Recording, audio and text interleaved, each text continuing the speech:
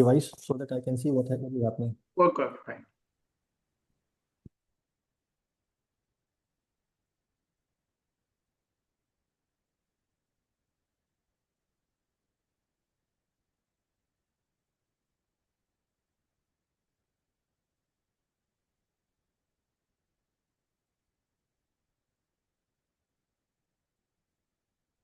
Okay, so very good afternoon to one and all present here. I am Dr. Nitin Sharma, currently working as the Associate Professor and also the Associate Dean at the School of Mechanical Engineering here at KIT University. Just a moment. How to get rid of this?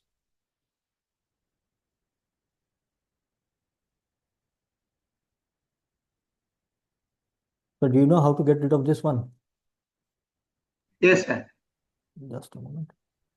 Reshare it again. Yes. Now it's okay. Can you fully see my screen, or some black patches are there, sir? Some black patches are there. Yes. How to get rid of those? Just a moment. I think just full screen. Yeah, it's full screen, sir. Network is low as what? No. Just a moment, sir. Yeah.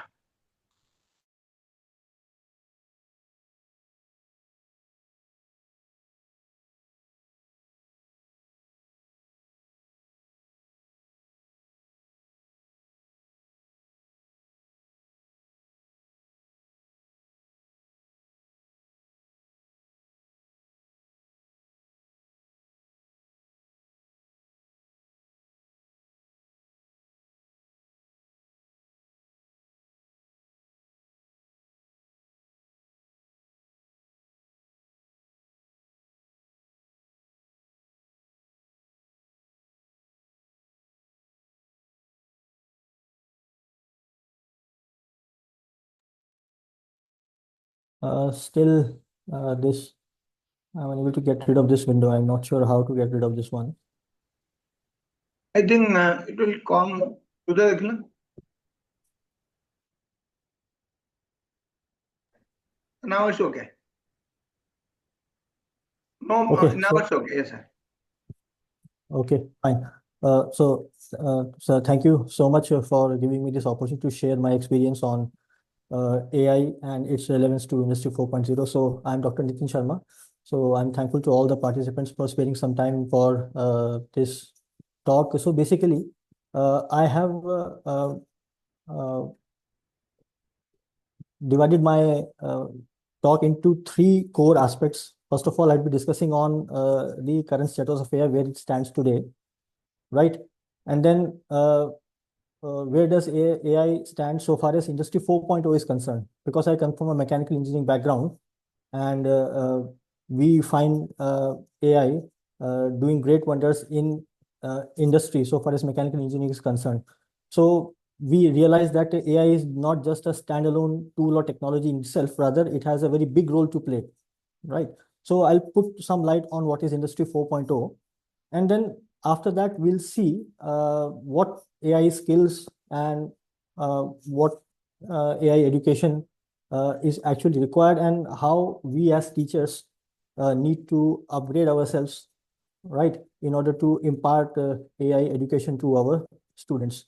So I have some small informative video clips also, so hope you'll enjoy. So I have a little bit unstable connection at my end, so in case you don't hear me or you are unable to see my screen, so please do point out. So I hope my entire screen is visible to all of you. Nothing is blocked. Is it, sir? Yes, sir. It's clear. Okay. So, I mean, before we go into artificial intelligence, we need to know what it is, right? So we have this question in our mind. So if I ask you, for example, if an email that we receive, whether it's a genuine, authentic email or it's a spam, so how do we do it? Of course, we all are humans, right? In the earlier sessions today, we talked about cybersecurity, right? So many fake calls, messages, SMSs may come. So how do you know? And humans being so intelligent, we still get duped by all those fake informations and emails and messages. So how do we decide, and how do AI decide whether a particular email, in this case, the example that I'm taking, is a spam or not? So there could be specific giveaways, right? We can straight away understand, like, if it is making a lucrative offer like that, I mean, if you can see it's like a free gift, or it claims that it will give you some reward or something just like that, to which you did not even apply. Or if the sender information is, uh, I mean, somewhat unauthentic, if you feel like that, so you will call that this is a spam email. So this is how we decide. So this is what simple logic works. So how would AI decide that, right? So simple logic would dictate that we will form some rules, basic rules, right? So if an email has some specific words, keywords, key terms, then we may classify it as a spam or not a spam, like, or if the sender is unknown, right? Or we could also have a statistics based approach, in which we may look for some particular variations in data, and on those basis we can may be able to classify that a particular email is actually a spam email or a authentic email. And then the counterpart, I mean, the main topic of today's discussion, the AI, artificial intelligence. So basically, artificial intelligence, that it would basically take a reference and learn from data, whatever data we train it with. So it's like, it's a learning model. AI is a learning model. So you train it with all the data, like you have received the thousands and millions of emails in the past, and we can tell it which type of an email is an authentic and which type of an email is a spam. And then it would understand the pattern without specifically knowing, like in rule based, like we have a word, or the sender information is not authentic. So it would be able to extract or detect patterns or behavior from the data that is supplied to it, and it will be able to detect whether the email is spam or not. And then if and when it keeps on learning, it's just like a human being. Like we learn addition 1 plus 1, which is 2, but then you give us any two numbers and we would be able to add. So it also adds upon to its learning. And even if new patterns appear, which we may not be aware of a spam email, then it may also be able to detect those. It adapts to it. So that is, it adapts to its, the new tricks that are there, right? So this is in a nutshell what AI is, right? So of course, AI is, I mean, widespread, applicable or applied in almost all of the fields these days. So what do the industry leaders have to say about it? So I was thinking which quote from which industry leader to put. So I was like, so three things came to my mind. So of course, you see the first quote by Mr. Pichai. He is basically highlighting the enormous potential that AI has in transforming the humanity and technology as a whole, right? So of course, we all understand that AI has huge transformative potential. Now, contrary to the potential that highlighted by Mr. Pichai, the Elon Musk, the founder of Tesla and SpaceX, he actually has a slightly cautious take on it. Of course, it has huge potential, but since it is going exponentially, right? So it is, I mean, it involves huge risks, and it requires constant updation, or adaptation to changes in demand, right? So every day new techniques are coming, so we need to be able to adapt to all those things, right? So uh, I was more, I mean, influenced by the third view from Miss Ginny Rometty, who was the ex-chairman of IBM. So she actually highlighted the opportunity that lies there, that the competitive AI has to offer. So according to her view, I mean, we are always skeptical, like whether AI will take our jobs. So AI, of course, will not replace humans, but humans who know AI definitely are going to replace humans. So there is a good opportunity for the humans, or the earlier, so those who will be able to adopt to this AI earlier will be able to, I mean, progress well into their careers and life, right? So with this being said, what uh, uh, so our government of India, or the India as a nation, has already understood all these things, right? So we see a huge push from the government, right? As per the current educational policy, that NEP that we have, which was formulated in 2020. From 26 onwards, this AI and computational thinking will be, I mean, enforced in almost all of the schools. That is what we have, I mean, come to know. And the government is also putting a lot of emphasis on bringing the AI skill ecosystem. I mean, introducing AI into schools earlier, right? So that from the school level itself, the students can be trained onto that. Okay.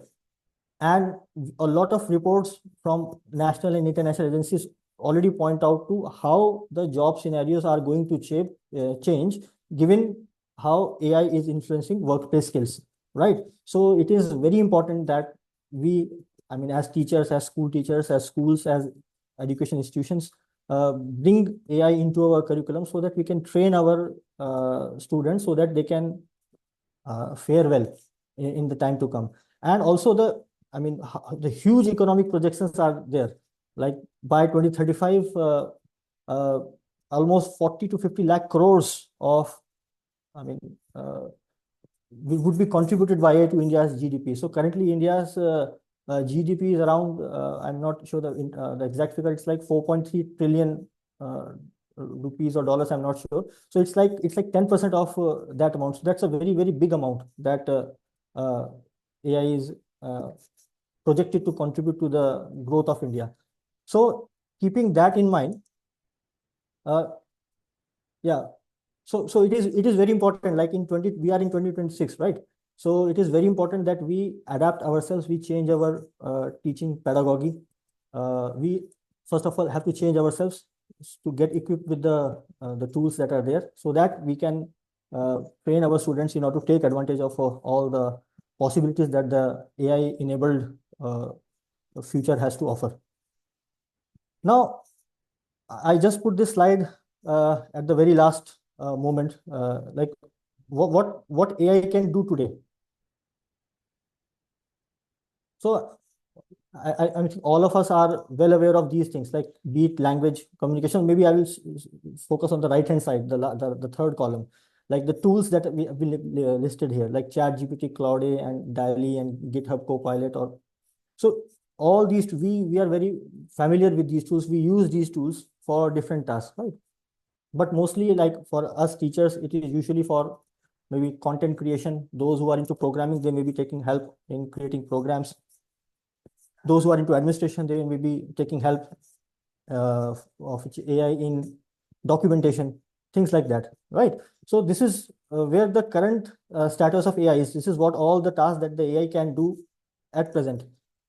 But it is not just limited to that, right? So AI in education is just the start. So when AI progresses to action, say when artificial intelligence takes control of the machines or vehicles, so the vehicles become smart or automated. So we all are aware of what is automated, right? Automated systems or automated machines, right? So the machines which can operate upon, I mean, by themselves, following a certain set of instructions, are automated machines. But when we infuse intelligence into them, they become smart, right? So that is what the whole objective is. Like we do not just want machines who can do tasks which we have to tell them what to do, but if the machines can have some sort of some minimum level of intelligence so that they can sense their surroundings and then can adapt themselves. So that is basically what we want. So when AI in education, that what we teach to our students in the form of learning tools, when it transcends to action in real life, is basically what leads to the scenario called as Industry 4.0, or you can say smart, intelligent, connected industrial systems is what is Industry 4.0, right? So currently we are in the era of Industry 4.0. So AI is not just a technique in itself. That is what my point is. So AI is actually contributing to the development in a much bigger way. So before we go into that, let us see what are different. I mean, what is Industry 4.0? I just mentioned Industry 4.0. Then you may have this question of what is Industry 3.0 and then 2 and then 1. So actually it is a, I mean, a landmark change or shift in technology that has been experienced over the centuries, is basically what has been termed as different industrial revolutions. So earlier we had steam powered machines, right? Mechanizations. Only mechanical steam powered machines were there. And then after some time, with the advent of electric power, and maybe in the internal IC engines also came into internal combustion engines also came into existence. Okay, so that enabled mass production. So this jump from steam to electric power, it was termed, I mean, it was very substantial. So we marked this as Industry 2.0. And then from the mass production, with the advent of automation, I mean, with the advent of semiconductor technology, we were able to, I mean, with the advent of computer, we were able to write programs and then control machines using that. So that jump into automation and robotics was marked as Industry 3.0. It's a very, I mean, substantial jump. And now currently we are in the era of Industry 4.0, where machines and robots, no doubt they're automatic or automated, but they also have some intelligence, like they have the capability of sensing their surroundings, understanding what is happening in the surroundings, and then modify or change their actions on the basis of the responses that they are receiving from the surroundings. So that is basically the era of Industry 4.0, which is, I mean, in which we have smart and autonomous systems, right? So this Industry 4.0, in a nutshell, if I have to tell you what is Industry 4.0, what is Industry 4.0, so I would say it's the integration of intelligent digital tech, right, into manufacturing. So you have manufacturing, and it is automated, it is powered by electricity, it is powered by engines. If you include uh, smart digital technologies, and what are those? We'll see what are those technologies that I'm talking about. So that is basically what is referred to as Industry 4.0. Okay, so let us see what are those key components or technologies that form an important part or essential part of Industry 4.0. So some of the technologies are listed here.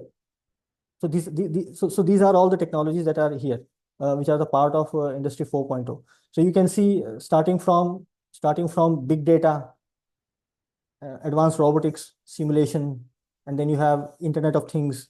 Of course, we have AI. So AI is one essential component in the uh, technologies for Industry 4.0. Cybersecurity. So today in this workshop, we have been talking about cybersecurity in the first step. Now we are talking about AI, cloud computing, and then additive manufacturing, and then augmented reality. So these are all core technologies that basically enable Industry 4.0. So in a simple way, if I have to say that if you have like a human body, we have a brain. So if Industry 4.0 is the entire body, so I will say that AI is the brain of Industry 4.0. And all these technologies are not standalone independent technologies. They rely on one another. Like AI is nothing without big data. If you don't have data, then on what basis you are going to train your uh, machine learning or AI model, right? Okay. So these tech are interrelated to one another. So now what I will do is I will just take you through few of these technologies, because each technology is a subject in itself and requires a lot of time to understand. But I'll just try to give you a glimpse of what each technology is, and then in the later half we'll focus more on AI, and we'll see like what are the things that are there in AI and what are the advancements that are there. Okay, so first of all, I would like to start with this advanced manufacturing. So I hope you are able to see this small animation that I have put here. So these are the two examples of advanced manufacturing processes that are there. So on the left, you can see a water jet machining, and on the right, you can see laser cutting. So basically, two principles, two different principles being used to form complicated shape or cut complicated shape into materials, right? So usually when we talk about manufacturing, what comes to our mind? Like there will be some hand tool which we'll be using, and we'll be cutting the material.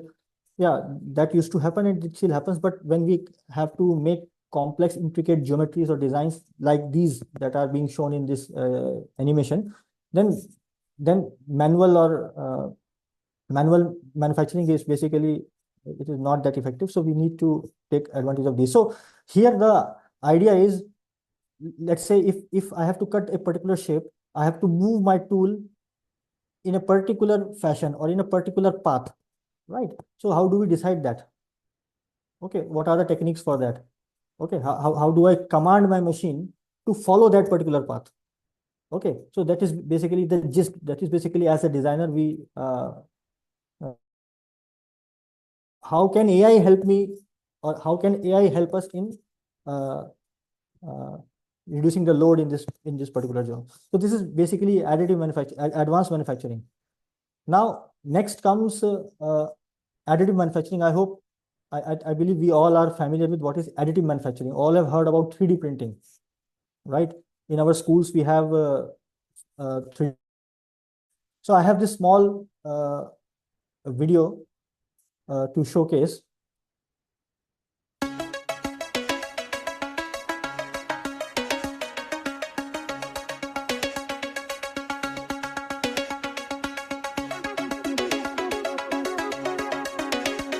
So please clearly see what different processes are taking place here.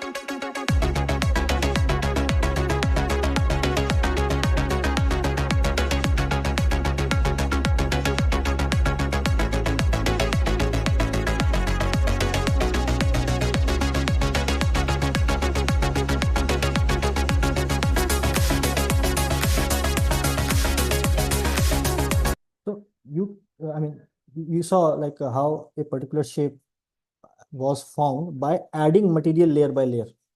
So in the previous slide, we saw material removal. Now it is material addition, right? So so how the point is like how basically AI helps us in refining these processes. Okay, so this additive manufacturing, it's a digitally assisted manufacturing process, right? So as I mentioned it, we have a CAD model, computer aided design model, and then basically that model we feed to a printer, and then we get this type of a product. So a large number of products of different materials can be formed using 3D printing, or we call it as additive manufacturing. So it's one of the most important key technologies so far as Industry 4.0 is concerned. So what about others? So another important key aspect of Industry 4.0 is computer simulation. I think all of us are aware of the term simulation. We use it and we also simulate things, right?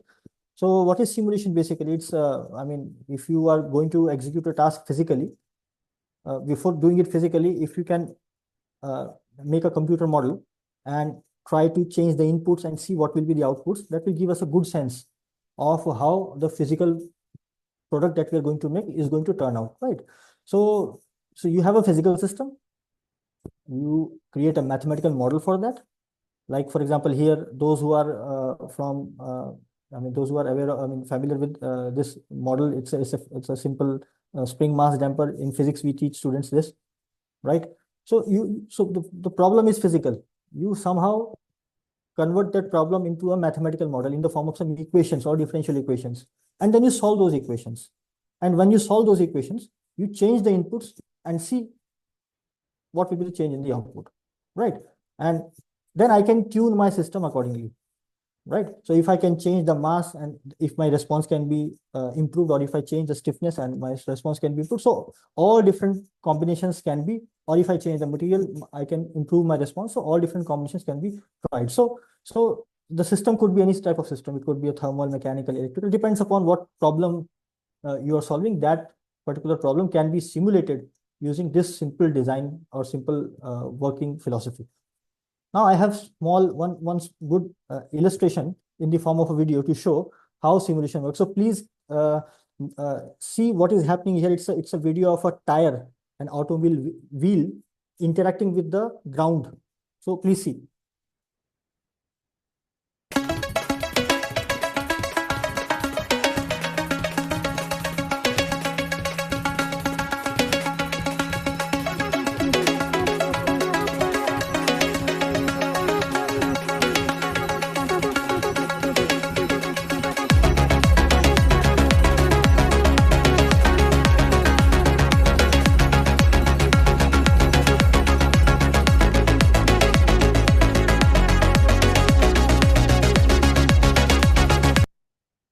So such nitty-gritties of system design, in this case tire, can be easily studied. So once you do all sort of these analysis, and then you will know, okay, what should be the the size or geometry or the material or the radius, and so many things you can find out from the simulation, and then you can actually go on for actual fabrication. So simulation helps us in a long way.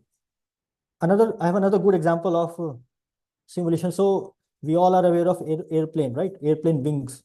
So say if you are trying to increase the performance of your aircraft or aircraft wings, okay, so you can use simulations for that as well. So please have a look at this.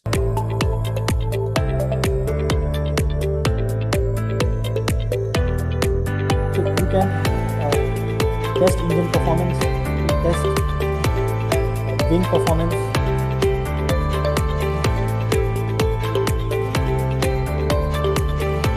We can test what type of a wing geometry is giving us the best fuel efficiency, things like that.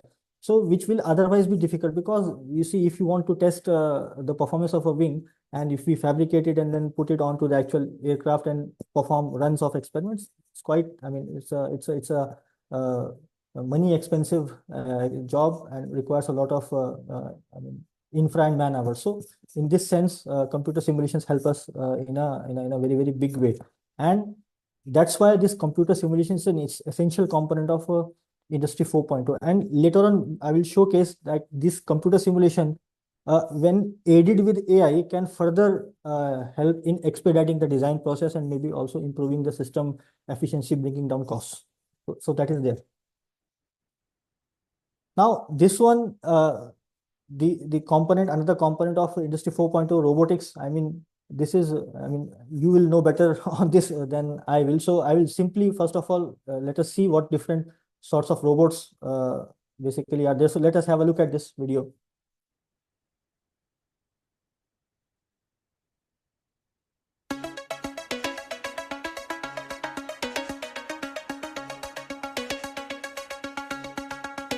So these are all nature-inspired robots.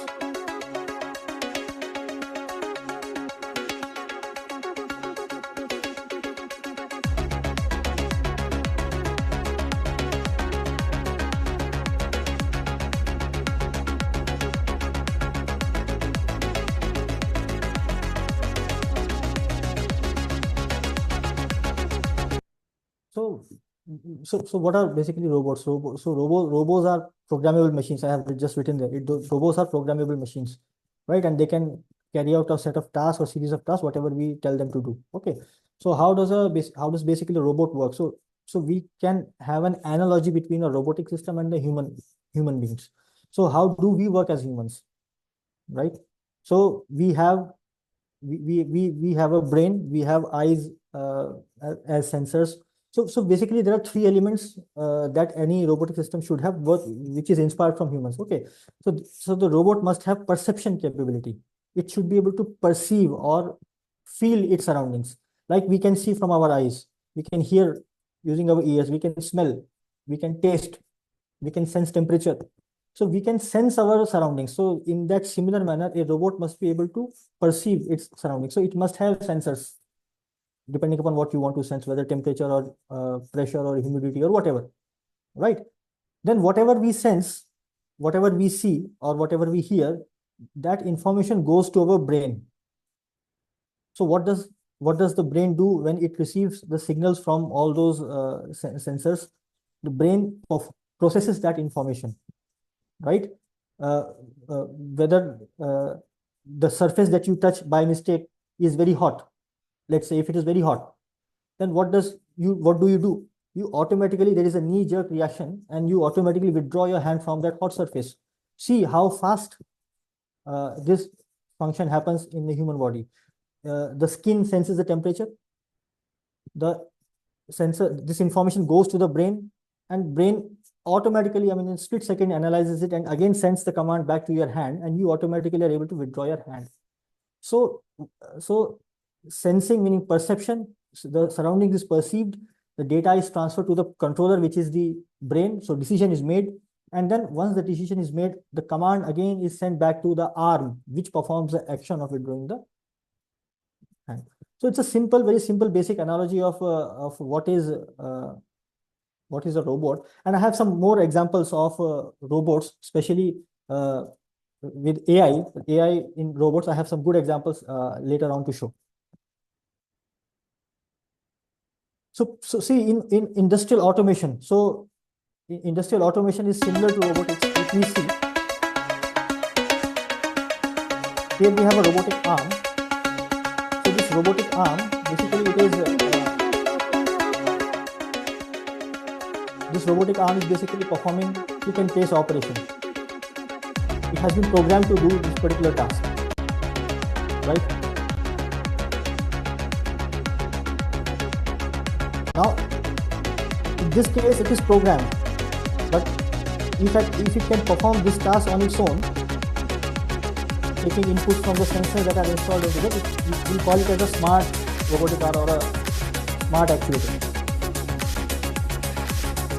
So repetitive tasks like this can be delegated to robots, which leads to automation, which we refer to as automation. Now, the next buzzword these days, which is another important element of Industry 4.0, is Internet of Things. I hope all of you have been listening to this term called as IoT, and you may be very well be using it, right? So basically, what is IoT, Internet of Things? So in a nutshell, or if in a very simple terms, if I have to say that IoT is the capability of interaction between the two devices over the medium of internet. In a very, very simplest or layman terms, if I have to explain it to a small child who doesn't know anything about technology, this is how I'll explain it.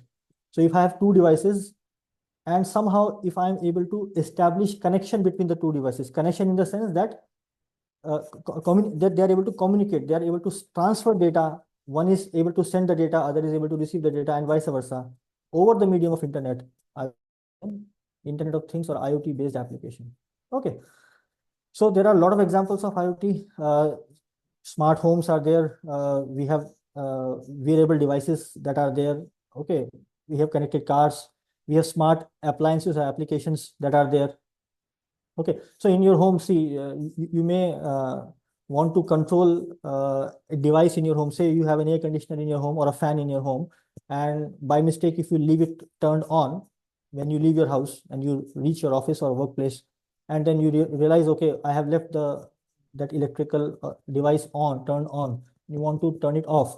So if you have some connection, if you if you can somehow connect your device, mobile device that you have with you, with the electrical device in your home, say AC or a fan, over the medium of internet, if you can transfer that command to your fan to be turned on or off, that is basically what would be an IoT based application, right? So basically IoT is an essential component of Industry 4.0 because robotics and automation give us the leverage of performing repetitive tasks without human intervention. Sensors help us in getting data, a lot of data. AI models basically will help us in processing that data, right? So, but then I would also want to be able to connect to the other devices, or to be able to send the data to the other device or receive the data from the other devices, right? So in that sense, this IoT is an extremely important function for the Industry 4.0, right? Then let me ask this question: how many of us present here are familiar with this term of these two terminologies, virtual reality and augmented reality, VR and AR? I hope many of us are already aware and maybe exposed to or maybe using this VR and AR. So, so if anybody would like to say anything, Yes, any you can experience? unmute yourself and then.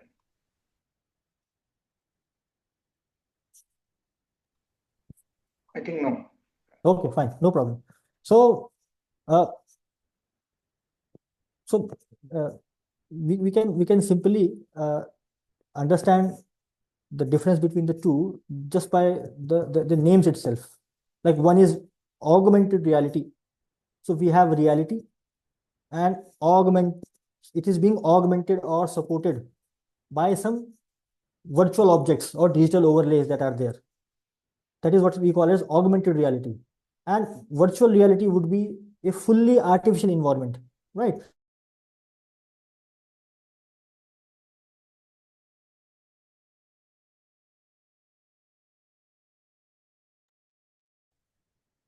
Nitin sir, you are stopped. So here you see a person here standing. I think network is slow and some black marks is also coming. Black spots. Yes. Now it's okay. It's fine, sir. Yes, fine. Can you hear me, sir? Yes, sir. Fine. Okay. So just before we go into this video, I'll just give you the brief of what you have to observe. So you have a person standing here and he's wearing a headset. If you see, we call it as augmented reality AR headset, and he's in front of an engine. Now he's going to inspect that engine.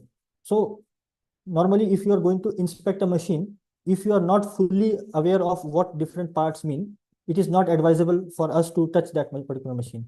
Or it will be helpful for us that if I am trying to repair a machine, and when I look at that particular part, if I can somehow know what that part is, if some label is there, usually what we do, no?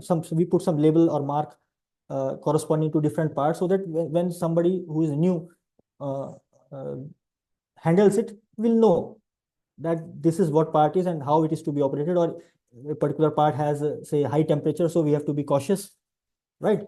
So please observe this how how the reality, which is this engine, is augmented by using digital overlays. So please see that.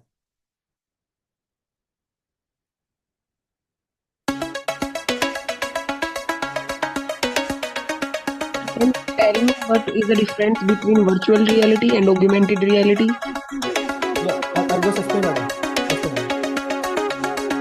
So if you are carefully observing it, this is the reality is here. Because an engine, this person is trying to repair, and he is wearing a headset. Once he is wearing a headset, Nitin sir, you stop the video and be back. he is seeing some digital marks or overlays that are appearing. On the reality, after wearing the headset, the person is getting some signs which he is able to see only after wearing the headset. Okay, so this is the actual reality, actual physical engine model is being added upon by digital help, which you are able to see through the headset or the device. So it is like we have augmented the reality, right? So this is augmented reality.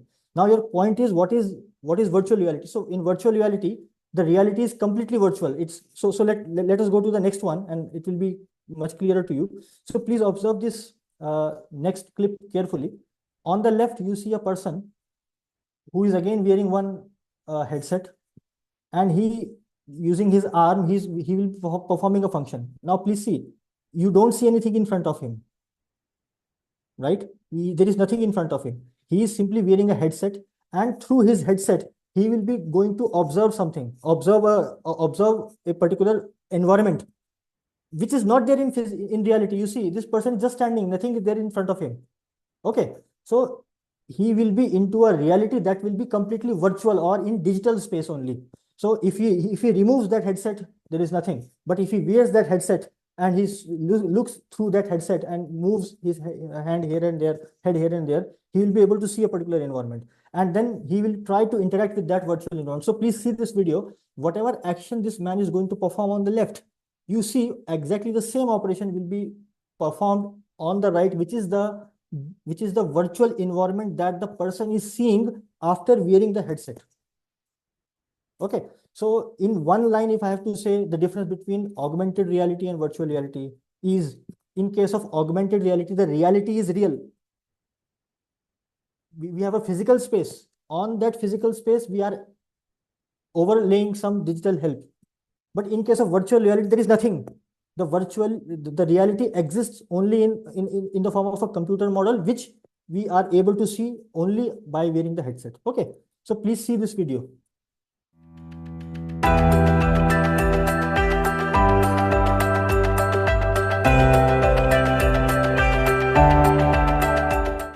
So this person was trying to make a change, right? And through headset, he was able to see the machine in the virtual environment, and he was able to interact with it. Of course, he had some sensors. If you closely observe, if you closely observe his hand, you see he's wearing a glove, and there are some sensors, of course, that are required for him to do all those things. Okay, so I hope I was able to convey the difference between the augmented reality and virtual reality. Now, there is another important uh, concept called as a concept of a digital twin, right? So please focus on the term twin. What is a twin? What is a twin? Twin is just a replica, right? Exact replica of something. Like we have twin siblings, brothers, sisters. So, so we have a digital twin technology. So here we create a digital representation of the entire system. And the system can be anything. It can be a machine, it can be your home, it could be anything. So a digital twin is simply a computer model of the actual physical system that is there. But the only difference is that this digital model that you're going to create, or the twin that you are going to create, it will be interacting with the physical model. Whatever is going to happen in the physical model will be exactly replicated in the digital model. That is what is called as a digital twin. So again, to make you realize what it is, I have arranged for a good video. I will come to this slide later. Just first of all, see this digital twin. So you are going to see many systems. You are going to see physical systems. You are going to see the computer model of those systems. And that computer model of the physical system is nothing but the digital twin of that, right? So please have a look at this.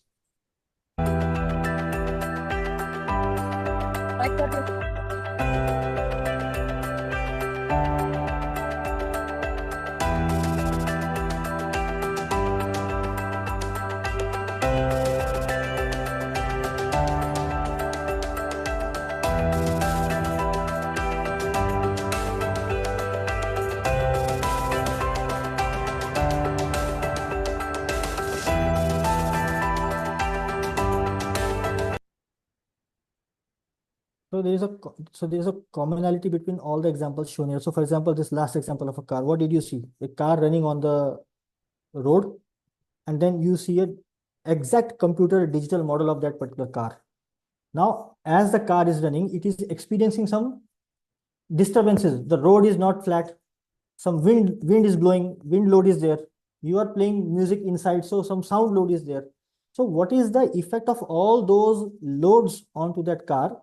So from the physical model, that information is directly communicated to the computer model that you see on the screen. So it's a software, right?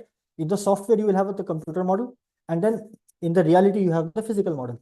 So the exact real-time data from the physical model is communicated to the digital twin, which is here, and you can see what will be the effect of that. So for example, if the vehicle collides with something, so that impact, the real-time data can be transferred to the computer model, and the effect can be visualized. So basically what companies do before establishing big plants or units or assembly units, they first of all establish a digital twin of that particular unit that they want to establish, so that they can test all the control systems, how they are going to perform. Before investing into the physical hardware infrastructure, they first make digital twins. So of course, not all do that. So the acceptance is gradually increasing because it requires some cost is involved there. Oh, but it's an important, it's a very, it's a transformative technology, which a part of Industry 4.0. Now you please see the data which is getting generated from the real-time physical systems. If we couple that with AI and take advantage of this digital twin technology, you see how much better the design of our systems and bringing out the cost and improving the safety, it will improve by many ways. Okay, now I will go back to the previous slide. So it's an interesting one. So I'm not sure if how many of you have seen the movie called as The Martian? Any movie enthusiast in the audience? So usually I discuss this example with students, so they usually see a lot of movies. So in that you see a good depiction of a physical twin, right? So I recommend all of you, you watch this movie and you will be able to see you will be able to visualize what is a physical twin. So it's like two models, two machines of same type in different environments. So if one machine operates in a particular manner, the other is going to mimic its operations. What is a physical twin, right? So now Industry 4.0 allows us to have digital twin, right? Instead of physical twin, we can have digital twin as well. Okay. Now it is time to address the elephant in the room, which is AI, right? So AI is, again, I have kept it to the last because now we will focus our discussion on AI. I think in the comments somebody is asking about the movie name. The movie name is The Martian. The Martian is the movie name. So please see. You will find other movies. So actually, these movies are you will see a lot of tech heavy stuff being shown in movies. So it's a good way to learn or act or maybe expose yourself to it. Right. So what is AI? So we have discussed basically what is AI. So so we know what is intelligence, right? And artificial is something like if the intelligence is infused into the systems such that the systems can perform actions like thinking or decision making or learning for solving problems is what is basically artificial intelligence. So if I can have a computer model and I can teach it some tasks and then it can learn on its own. That's how we teach our students, right? We teach them one basic fundamental and then they practice and then they receive information from different sources, explore, and then they develop their understanding and then they are able to perform tasks on their own, no matter what problem you give. They are also able to solve problems which they may not have seen in the past before. So exactly that is what is AI. So this intelligence, if it can be infused into systems, is basically referred to as artificial intelligence. And in the previous slides, we saw what different tasks the AI can do. Here also I've listed out like virtual assistants or like personal recommendations, right? So we're talking about cybersecurity. So fraud detection, AI can take care of that. So you name a field and AI is there. AI is there in healthcare, AI is there in supply chain. Okay, AI is there in social media, right? So you on Facebook you start seeing ads which you were just thinking or maybe you were discussing with your friends or family, and then automatically that ad pops up in either Facebook or your Instagram feed or maybe in your simple Google feed also. It pops up, or in your YouTube feed. Okay, so it's there. So and AI it it's evolving. Okay, we'll see how it is evolving. So it can process text-based data or maybe voice-based data or maybe image-based data. So it can process data in different forms and it can work out complex models. So I'm not going into the details of the learning models because then it becomes a different field altogether. So this AI, when coupled with robotics, we get AI-based robots.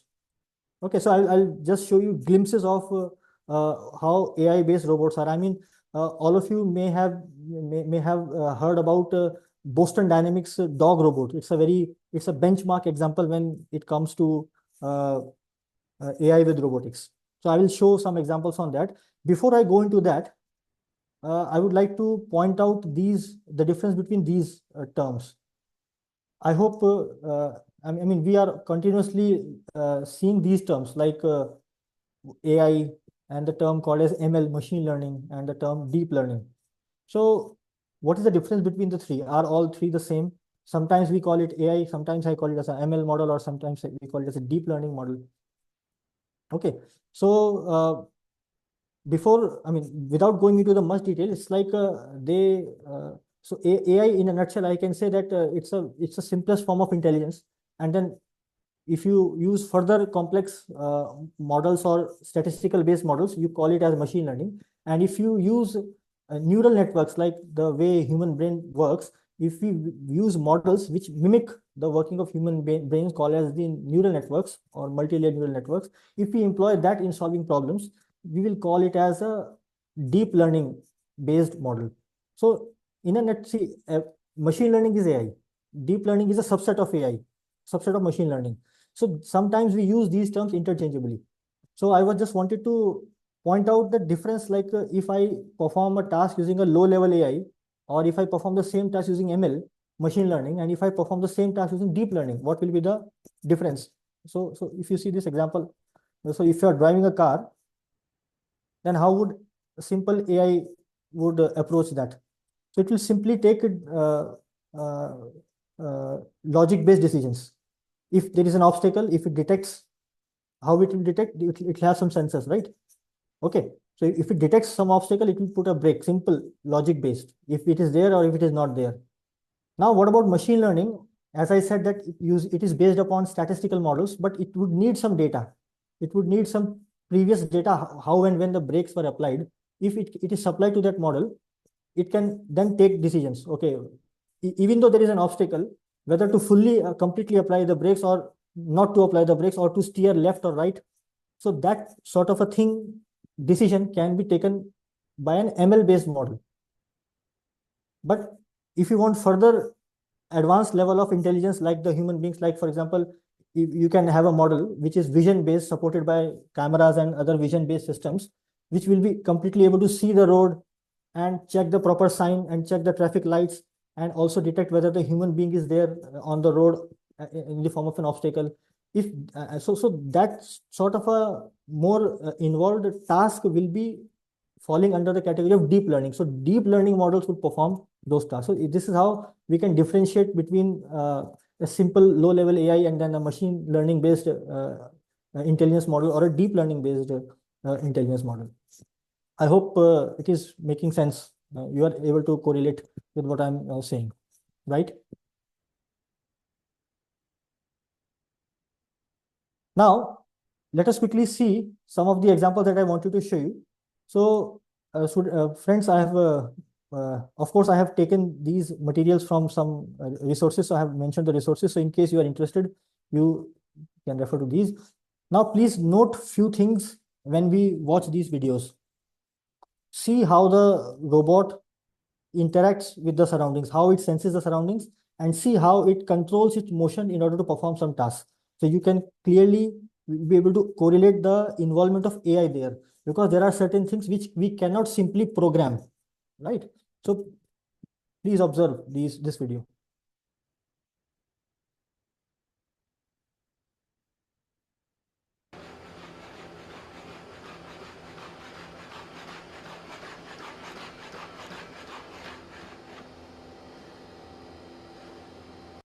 Just a moment. It was not visible, I guess. Just a moment.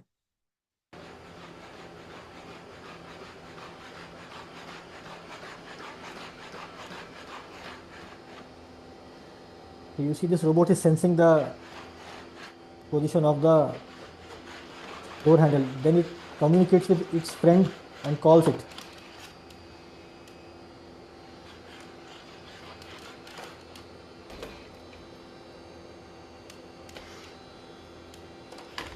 Carefully observe how they are moving their body parts in order to open the door.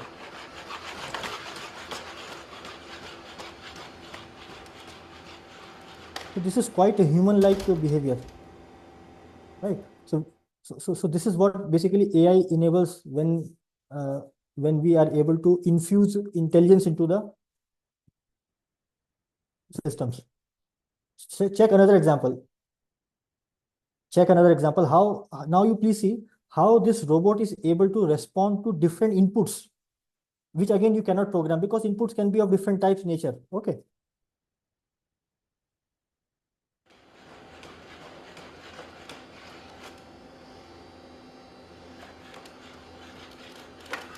So this user is now trying to stop it, and you see the load, how the load is being applied. There is no particular order there. The load is dynamically changing.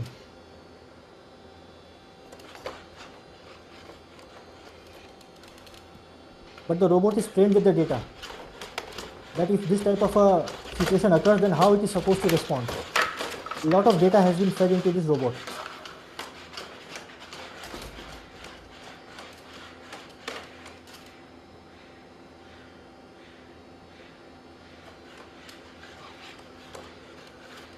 So it is very determined, right? That it's because its goal is fixed, that it has to open the door and it has to go out. And it is determined no matter what happens, it will only stop when its goal has been satisfied or met, right? So there are many other examples. I have kept few more, so just to capture your interest into the problem. So this is another one, which is again, as I mentioned, Boston Dynamics is the leader in this. So Boston Dynamics Atlas robot, I'm not sure if you have seen it before, but please see how this robot, it's a human-like robot, it's able to perform some tasks.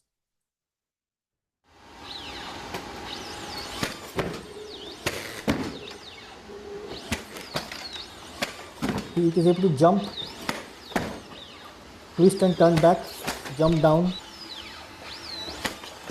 There are platforms of different heights. Of course, it is having sensors installed all over. So it is continuously taking input from those sensors.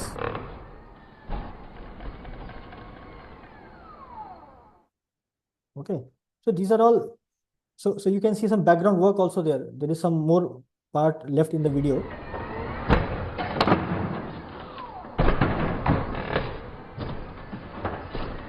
So not all the times it will be able to maintain balance. So it will fall, right? So that its experience basically forms the data set for its training. So that is what AI model basically would work on. So the point I'm trying to make here is that there is a lot more to AI, right? So AI can be employed in industry in making smart systems, which can be beneficial for. So this another example of AI in robotics and locomotion. So this is Google's DeepMind, right? So the object that you are seeing here, it's called as DeepMind, and uh, what they did was they didn't tell it how to walk. So it looks like a human. We'll play the video soon, and you'll see. So they didn't tell it what is walking.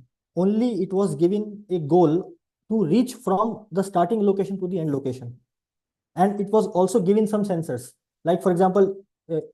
How much is the distance, or where is its location, or if there is some obstacle in front of it, how it will an obstacle. So it was equipped with some sensors, and it was given with a particular task that it has to reach from a start location to the end location, and then they left it. So the model improvised and it came out with some output. So please see the video carefully.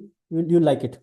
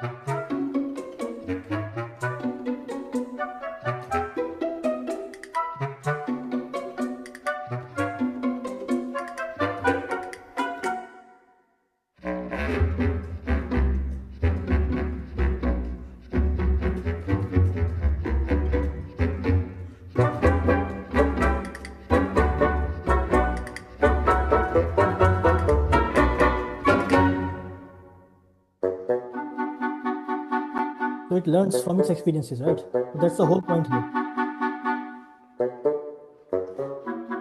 So intelligence is developed into these systems, right? So that's why this AI is such an important function in Industry 4.0, right? So I have some case studies also in the slides to follow, right? So I mean, I will try to point out why actually it is essential in the industry to have such type of models like AI-based intelligent models, right? So, okay, I will So we can apply AI in almost all the fields. So for example, if you have a vehicle and if it has some damage, so we can develop vehicle, damage inspection models also. So AI can be applied that. So I will go to the next. Now the point is, what is the role of AI, right? So in classrooms, for students and for us teachers, it works like a learning amplifier and also as a thinking partner, right? So you understand what is a learning amplifier, like different students have different needs, right? So we need to cater to those needs. So in that sense, AI helps us like to modify the content in that particular manner, right? Or to give a set of questions like that. So it's a learning amplifier. And for us teachers, it also works as a thinking partner, right? So sometimes we want to formulate problems, right? Uh, so sometimes we want to find out the reason. So we would like to brainstorm with somebody, or in this case, the AI. So it works as both as a learning amplifier and a thinking partner. And then it is the engine behind the Industry 4.0. The case study that I was mentioning, I will show like how this AI model help actually in the modern day industry. So I have some cases for each. The learning AI is a learning amplifier as well as a uh, driver for Industry 4.0. So please see this. So you can refer to this example. So I've taken it from Niti Ayog website. So it's listed there. So one of the schools in the Tonk district in Rajasthan, they were faced with this issue of the students not being able to perform in mathematics due to certain reasons, like due to unavailability of teachers or other factors were there. So one of the government's leaderships, one of the IS officers, she took this initiative and came up with this Padhai with AI application, specifically catering to the needs of the students in that district, in the government schools in that district, and they developed tutorials, language learning models, which the students were able to use through their mobile phones, as they do not have access to, may not have had access to the computers. So and they were able to achieve a pass rate of 96.4% within 6 weeks, right? So you see how this AI can definitely act as a learning amplifier, which is proven by this example from the Tonk district in Rajasthan. A similar example has also came up from one of the, from the state of Kerala, where they have come up with, the government of Kerala has come up with this Samagra plus AI learning platform for government schools, right? And they have personalized it it has personalized learning functionality, and of course teacher can also have interventions into it, right? So they're capitalizing on this functionality of AI uh, to improve the learning capability of students, right? And this is a proven model, and they have also, won awards, as you can see in this clip that I have kept from one of the newspapers. So this is what is the uh, this is what AI can do when utilized in a particular role, like in as a learning amplifier. Now, as a thinking partner, like we are teachers, we sometimes we do not want answers. Rather, when we are training students, we want them to follow a particular learning methodology. We want them to follow steps rather than uh, simply giving them the answer, so that we do not want to kill their curiosity. So we have tools. There are tools available, AI tools available. Like one of the, we all, from teaching fraternity, we know what is Khan Academy, right? And they have come up with one tool, and it's has been there for a long time now, called as Khan Migo. Okay, so it's a AI tutor and teacher assistant. So again, it does that. It uh, helps teachers design questions, and then comes up, prepare guided steps that the students can follow, right? So it's like it is like you can improve your teaching methodology or pedagogy, right? so you can use AI as a thinking partner also in order to impart education to students, right? So please, there is another example here. One of the reports, news reports, has was highlighted earlier that a lot of higher education institutes are now using AI in order to develop the teaching material, or maybe the to support their research infrastructure, right? So our government, our country has already realized that, and we are now on the track of using AI not just as a uh, learning amplifier, but also as a thinking partner. As you can see, it is evident from here. Now, one important application of AI as a thinking partner is in where we have students with the different uh, ca- learning capabilities. Like, for example, they may have some sensory disorder, or they may have some cognitive disability, right? Or they may have some language barriers. So in those cases, this AI definitely plays a very important role in supporting their learning, right? So you can see you can see here we have listed out several tools. For example, there are tools which can have bilingual conversation with the students, right? You have tools where you can have real-time captioning and subtitling options also. For example, if a student is seeing a video or a lecture in a particular language, but he doesn't understand that language, then the AI enables us to provide captions in his or her language, right? So in that sense, it is, the role of AI as a thinking partner or as an enabler is very important. That is what I wanted to highlight here, right? Now, AI is, of course, no longer just limited to being a thinking partner. Also, now it is driving uh, Industry 4.0. So as I showed you what is a digital twin, right? So now there are a lot of courses developed by Indian institutes that teach what is digital twin. So our students, not only just the engineering students, but also the school students, they can get exposed to those learning material, and they can learn what is digital twin. And there are a lot of some open source platforms are also available, using which the students can develop some their own exercise. When you teach students programming, there is a there are tools such as there is a tool called as Walkwe. It's a tool using which the students can program small microcontrollers like Arduino or maybe ESP, right? There is another platform called as Tinkercad. I think this Tinkercad tool or platform, all of you, I am sure you are aware of this, using which the students can develop small designs and maybe design small circuits, and then write small programs. So, so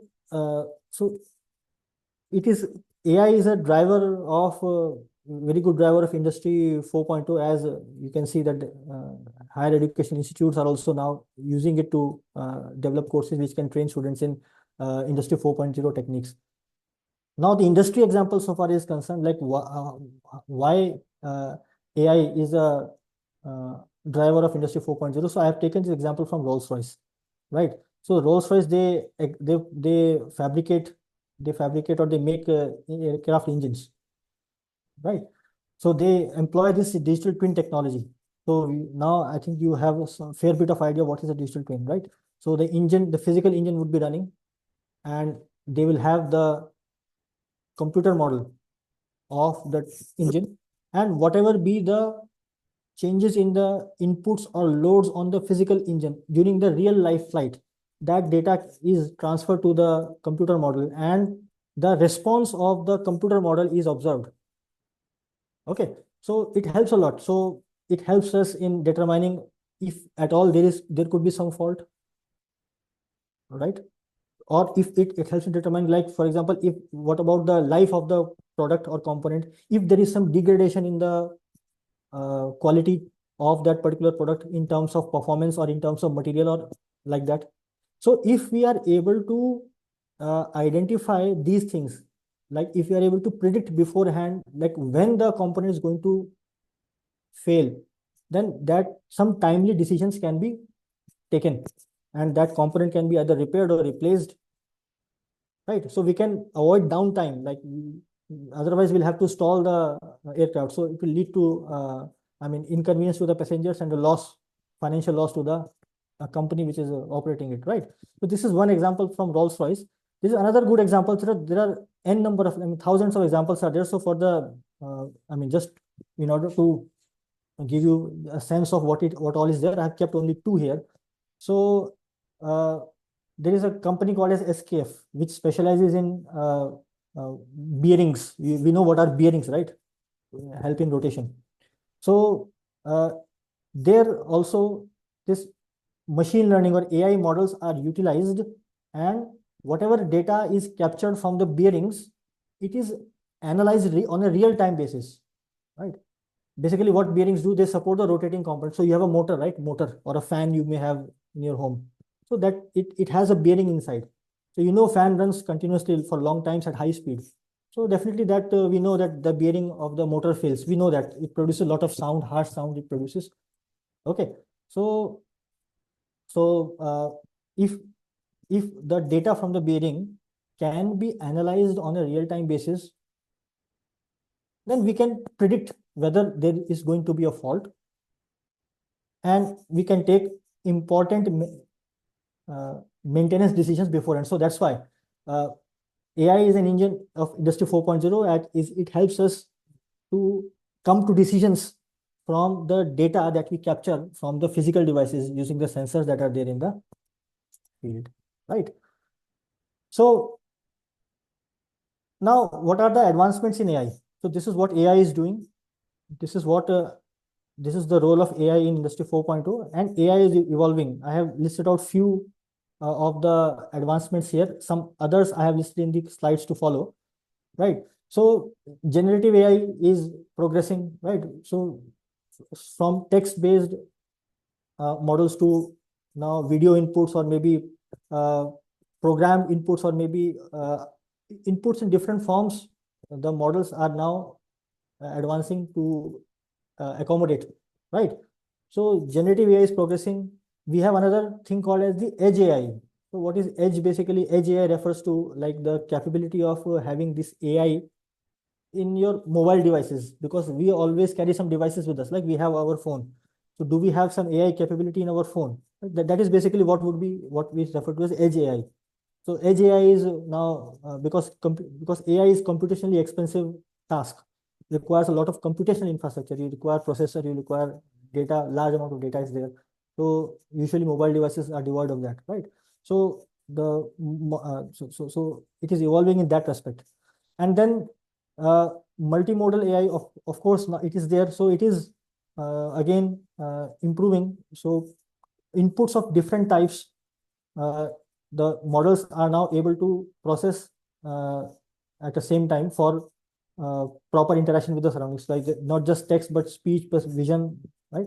So all those things the models are able to incorporate now, right? And in so far as the Industry 4.0 scenario is concerned, so I already explained like how AI together with digital twin, how it can help. We just saw that with the example from the Rolls-Royce. I explained that, right? And then there is another thing coming up called as the explainable AI, or called as the XAI. So what is this XAI? So see, whenever we use AI, we just get output. We have some input and we get output. So, but we rarely see how AI is making the decision.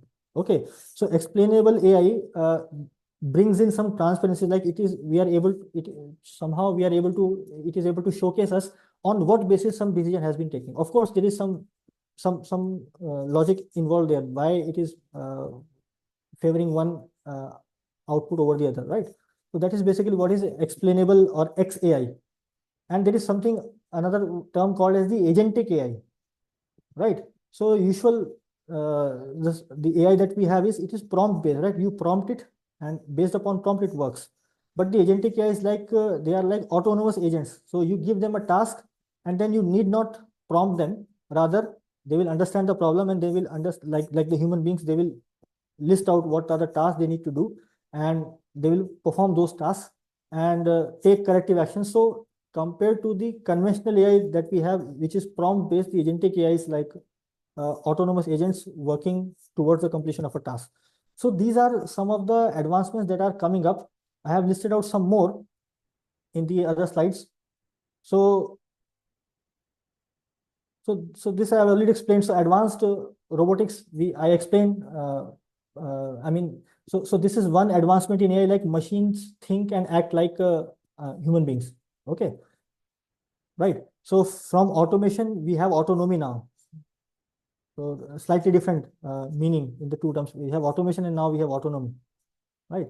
Agentic AI I just explained. And in addition to that, we also have the rise of autonomous systems, right? So we have vehicles, autonomous vehicles and drones. So we have deep learning. So if we have vision-based systems, or let's say camera installed on an automobile. So it can capture the real-time information of, I mean, the visual information and analyze it and suggest or maybe control cars. So self-driving autonomous cars that are there. So basically, an example of autonomous vehicles and drones. So AI plays a very important role in autonomous vehicles and drones. So this is one of the advancements that is there. And in order to have industrial autonomy also, so I think we all are aware of the term called a supply chain, right? So we can have AI in what is supply chain? So if I have to explain what is supply chain, it's like you are a manufacturer and you are performing, you are manufacturing a particular component or a part. So there are a lot of steps involved, right? Starting from the design to the procurement of the material, and then the fabrication, and then after the fabrication, some finishing, and then packaging, and then distribution. This entire thing is referred to as the supply chain. So this AI is also applicable into supply chain. So this supply chain now with the capability of AI can function on its own. So for example, if there is shortage of suppliers for a particular material, right? So and if the system is smart, so AI can divert its resources or change its inputs or outputs so as to accommodate that shortage which it is seeing, right? So AI in industry gives industrial autonomy. So this is one of the advancement. It is there. It is widely being used there. So we have, I mean, also called as brain-computer interfaces. So you see, this is like when very helpful when like if we are able to somehow sense how human brain is reacting to certain inputs, right? So if that can be somehow mapped. So for example, if somebody has somebody has undergone some accident, and there are some nerve related issues that he or she is facing, right? Now we are treating him or her, but he is not responding to that particular treatment. So but he may be responding, he or she may be responding, but that change or the link between the input that we are giving and the response that is there, it may not be very clearly visible to us, right? So in those circumstances, this brain computer interfaces, or if we can take the help of AI, which can try to map the correlation between what rehabilitation inputs we are giving to the patient and what is the response of the patient to that. So that AI can help us in understanding, right? So so basically it can help doctors or people providing healthcare in improving the response to corrective measures, right? And we have another on the verge of already started this. This is neuromorphic computing. So what is neuromorphic computing? So neuromorphic computing is so in AI we say that the model that we have, it is able to think like human beings, right? It is able to process data like human beings. It is able to make decisions like human beings. But what about the hardware? We do not talk about hardware there, right? So in case of neuromorphic computing, the hardware itself is modeled in a manner like the human brain is, like there are neurons, and those neurons, they communicate with one another, right? So this neuromorphic computing is coming up in Europe and some Western countries. They have picked up on this neuromorphic computing. We ourselves have some work being done here at the School of Mechanical Engineering, KIT, on neuromorphic computing. And then we have this neuro symbolic AI. There's another one that is coming up, right? So it is like amalgamating two streams. Like you have stream of neural network, and then you have symbolic AI. So symbolic AI basically working on logics, and neural networks working on data. So you combine both of them and calling, reasoning from the symbolic AI and the deep learning from the neural networks combined together, forming neuro-symbolic AI, right? So these are some of the, advancements or in how AI is evolving. And we know that even though if you remember, I quoted Musk in the first slide. He said that the growth is exponential. Even though it is exponential, even though so many people are using it at the same time, we have a lot of data for training the models. Even still, it is making a lot of failures. There are a lot of failures there. So I was trying to find out some examples. So I could find these examples. Like one of the examples happened with the Air Canada.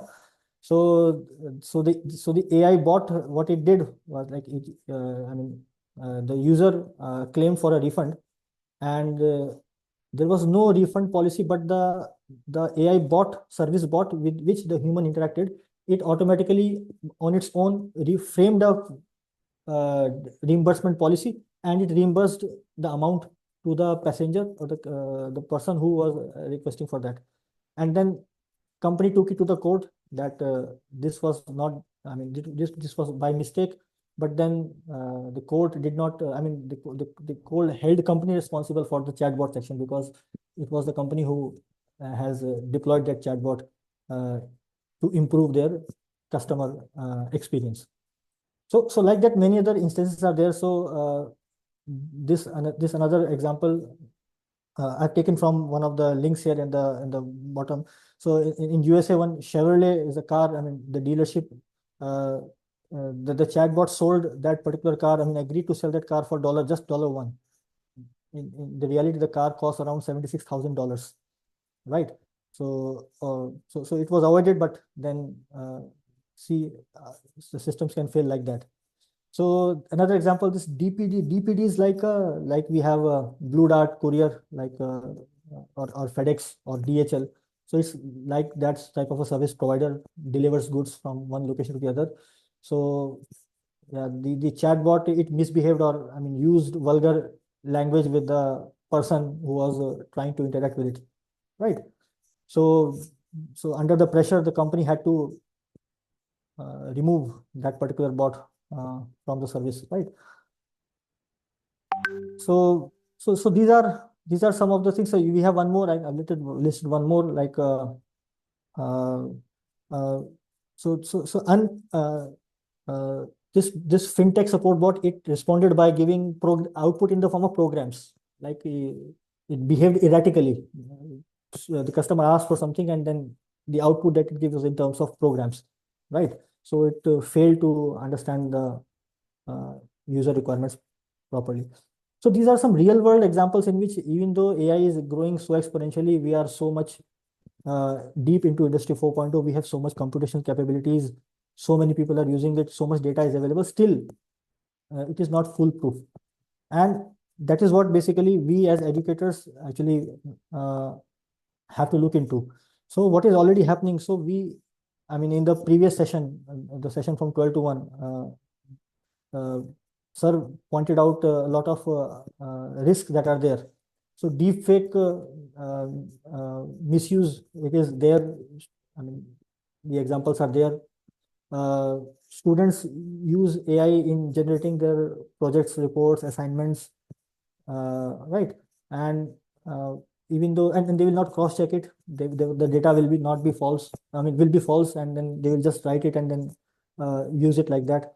And we discuss about cybersecurity in the morning, right? So, and many a times we are also uploading our personal information to the AI tools. and those AI tools are just like apps, right? So whatever data we give it, it is stored in their database, and then we do not know in what form they are going to use it, or it will be used. And students, basically the big concern is that, of course, we know that many times AI gives wrong answers, so they do not cross check it, and they confidently take those answers, and I mean, it stops their thinking. It, I mean, in many cases, I mean, I mean, they stop being innovative, they stop thinking, they stop being curious, they stop innovating, right? So these are some of the AI failures that, I mean, I'm also a teacher. You are all teachers in your schools. So we all are going through these things. So we have to find a way to uh, get over these things. So I was just looking at, uh, I mean, how to go about it. So I came across this framework that UNESCO has given for building competency, AI competency in among the teachers. So it simply lays down. I mean, this graphic has been developed referring to the report published by UNESCO. So again, you just write down in Google competency framework for teachers by UNESCO, and you will find a lot of things. I have taken this image from one of the resources. So it just basically focuses on teacher. I mean, to adapt their behavior, keeping these 5 points in focus, with the 5 points which are there in the center, right? So if we do that, we'll be able to inculcate, I mean, a sense into ourselves. See, using technology is a easier task, but using it wisely uh, to support our existing cognitive abilities is what is basically important. So if I simply stop thinking and I say that, okay, whatever task I have in my hand will be done by AI, because it will give me some answers, right? And I will be able to use them. So that is basically what we want to avoid. So we want to have a human-centered mindset as teachers. So once we have that, then we will be able to inculcate that sort of mindset among the students. And we have to see that we use AI for our professional development, right? So we have to critically use the tools that are there in order to learn, in order to prepare materials, and the learnings that we have are to be shared with the students then, right? So we have to, so the framework says that we can use AI in designing our teaching pedagogy, right? So one example is one of our students from School of Mechanical Engineering, he has one startup, and he basically understood that students, they do not respond to the learning the way we teach them. Some learn well, I mean, some are very interested in comic books. So is it possible that the subject that I teach, can it be put into a comic book form? There are characters, and of course the story would revolve around the concept that is being taught. So if that can be done, maybe we will be able to help that student in learning. So it's a different teaching or learning, I mean, teaching pedagogy altogether, right? So which we can leverage AI to design that for us, right? So, and we have to also know the foundations and applications of AI, some working knowledge of AI, how it operates, that the teachers must have. And then we must be very well aware of the ethics of AI, that uh, uh, whatever data it is giving, it is generating from the resources from others, right? And some legal guidelines have to be followed when using that data. So things like that. So this is a framework that we all can look at and see how we can adapt ourselves to this. Now, what are the skills that the students require to stand ahead in this AI-driven world? So I've tried to just categorize them. So of course, they need to be AI literate. They need to know what is prompt engineering, what is prompting. They should know AI what to ask in what form. That is basic. And they must be data literate, because AI works with data. So they must be able to read graphs and then spot biases, because AI is very sensitive to biases. You give it one type of data and it will train itself on that type of data. You don't want AI to be trained on a wrong set of data, right? So you need to know, I mean, you want your students to be data literate. and you want to inculcate computational thinking amongst the students, right? So like how you program, you write different blocks step by step, right? One step at a time. So that that computational thinking itself has to be developed in the student's mind. Once we are able to do that, they will be able to uh, systematically uh, address problems, right? And then we have, I mean, just we want students to have math foundations as well, right? So see, AI or it's a computational model, right? It's a the basis is mathematics. So all these learning ML and AI, they use a lot of probability or statistics based model. ML uses a lot of statistics based models. So we want strong foundations of those into our students. And then, of course, the most important one is we may have all the first four, but what about the last one? I mean, we must have the ethics, right? Uh, we may have a lot of data, so privacy is a concern. So we must have that sense of responsibility in ourselves. The students must have that. So deep fakes I pointed out. So in the previous session, so sir was also saying that like you have somebody may take your picture or an image and modify it in some form and then post it into different platforms. So that is unethical. Or plagiarism, like taking somebody else's work and putting it as our own, or maybe using AI generated images like that. So we have to inculcate this sense of ethics and judgment into our students. So this is a good, I mean, a big task for us teachers. So I mean, how we can do that? So there are many points that I have tried to list out.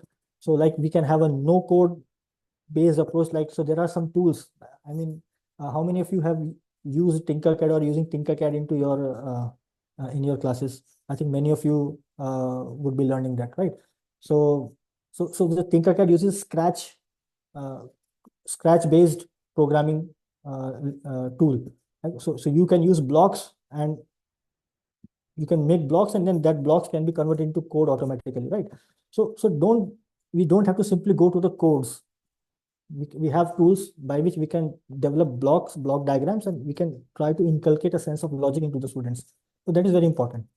Okay, so we can gradually try to give them some data projects, like using Python. Now everybody is focusing on Python, and I'm sure you must be aware of Power BI, like Microsoft Excel is there. So you can do a lot of things using Excel, and then if you want to take it a higher level, then you use Power BI or Python, as I mentioned, and give them tasks so that they are aware of what is data. They can use some mathematics. They become data literate, right? And I mentioned Industry 4.0, right? So you can let them play with robotics kits, like having Arduino or ESP boards or sensors. They want to integrate them to make some small projects so that they can capture some data, and then they can analyze the data, write some small programs, right? So we can do that provided we ourselves know all these things, because we are the torchbearer. The students will follow us. So we have to bring them to a particular level, then only we can expect them to progress on them. So we have to upgrade ourselves through lot of learning material is there, free sources are available, and I would recommend that you please take some paid uh, uh, courses also, which are not very expensive. I mean, if you go to platforms like Udemy or Coursera, I'm not advertising for them. I'm just mentioning because I do that. I take small courses that are there, very like 400 or 500 rupees. You get courses which you can complete within a week's time, like 12 to 14 hours of learning material there, and then you learn at your own pace, right? So we have to I mean, do all these things in order for making our students to be literate in the AI world to come. And we have to change our this turn, I mean, learning methodology, right? So from answer based to, we have to go to the processed or the procedure based, like we have to inculcate a sense of addressing the problems. What are the, in what way they are supposed to address a problem. So that has to be developed. So that will come when we change our teaching pedagogy. We get more projects or discussions and reflections into the learning process, right? and use, of course, we have to use this AI for our benefit, for our support, to develop learning material, question generations, and maybe whatever feedbacks we get from students, to analyze those feedbacks, things like that. So this is how, I mean, this is what I believe that we as teachers need to do in order to make our students ready for this AI world that is there, and if we want them to succeed. And AI is already there without guidance. We already discussed, like students use it. There is no supervision. Okay, they see it as a shortcut, and there are so many privacy and safety risks involved. We know all that, right? So in there, our role is very important, right? So if it's not like that. If AI is at front and we are behind AI, that's, we don't want that. So we want to use AI to our benefit rather than the reverse, right? So in that respect, our role as teacher, because we act as multipliers, that's what I want to mention here. So I see a lot of messages, so we'll just winding soon. So please request a few more minutes. I'm just to the end of my presentation. So see, we as if the teacher, or like, we can consider ourselves as the building block, right? Or the base of any building. The students we can consider, or their career we can consider as a building, and we can consider ourselves as a base. So if we are AI aware and confident, and we get in touch with a large number of students over a period of time, I mean, we interact with them daily, monthly, year by year, until they graduate from schools. So we have a lot of influence on them. And once we can influence them in the right manner, they go out and they connect with their parents, their friends, peers.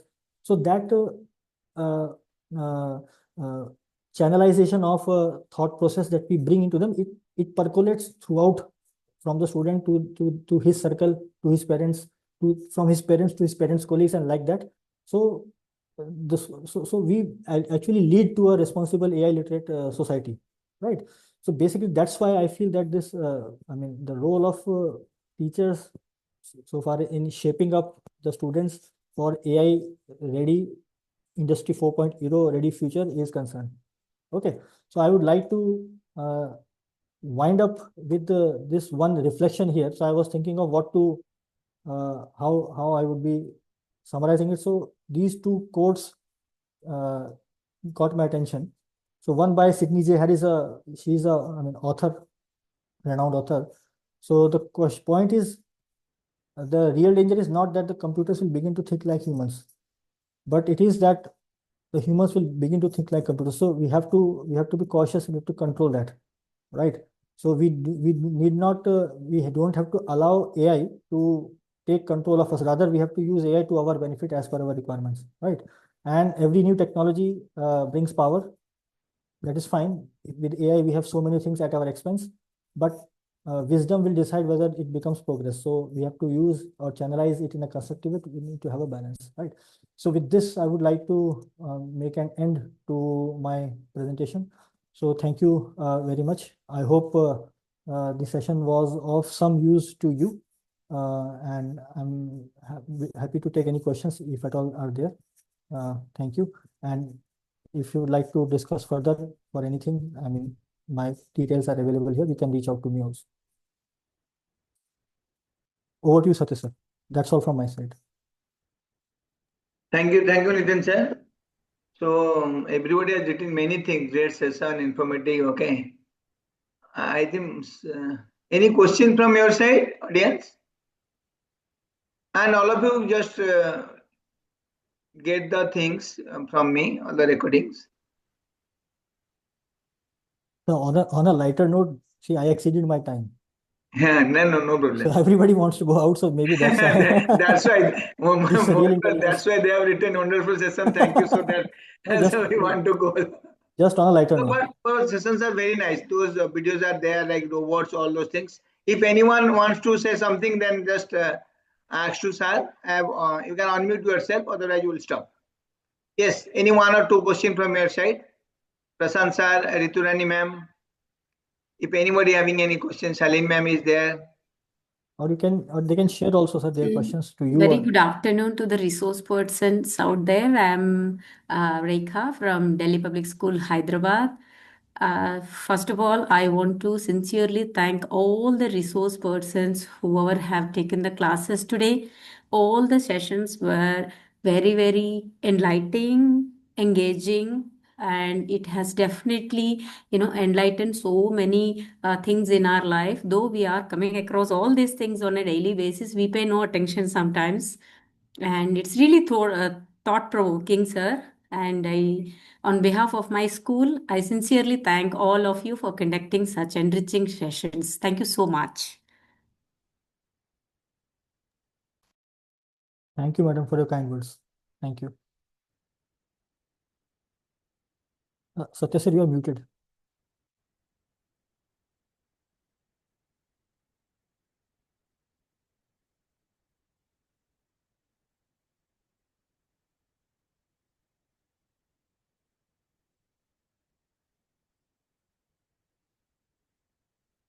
Satya sir, you are muted.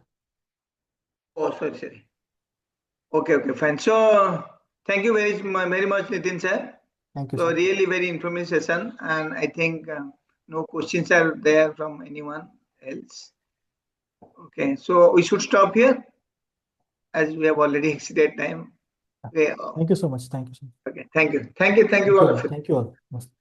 Thank you, sir. Thank you.